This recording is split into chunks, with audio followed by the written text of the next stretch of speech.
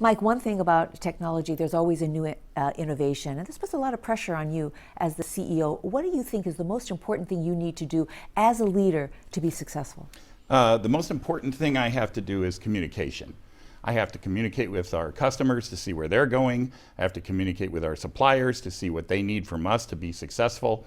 And probably the biggest part of that, I have to communicate with our own employees. And I don't mean just my direct reports. I actually have to go down into the business and ask questions of a lot of people.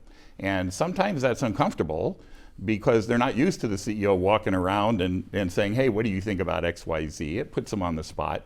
But the truth is, that's how I get information. So what is your leadership style then? Well, my leadership style is all about helping our employees get engaged and then turning them loose and letting them sort of rise to the top.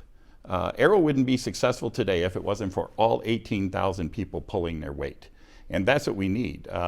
My grandfather was a person that probably gave me the best advice as I was growing up, and we were in the field throwing hay on a wagon, and he said, you know, son, every pair of hands is an equal pair of hands. And that is so true today. It was true then, and I think it'll be true into the future. Well, you really are putting so much emphasis on innovation and having everybody in the company be much more nimble about that. How do you develop a team of leaders on every level of the company? I spend an awful lot of time doing town halls with the employees, talking about the trends that I see, talking about the new things that I see coming.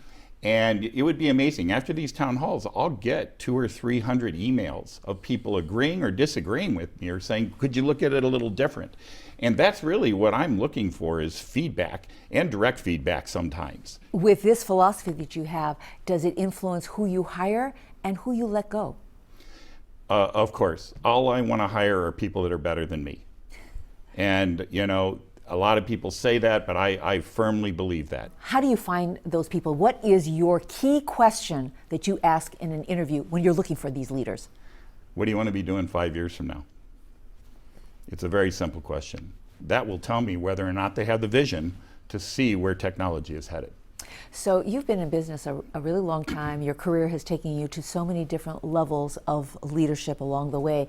As you look back, what is the best advice that you've ever gotten when it comes to leadership?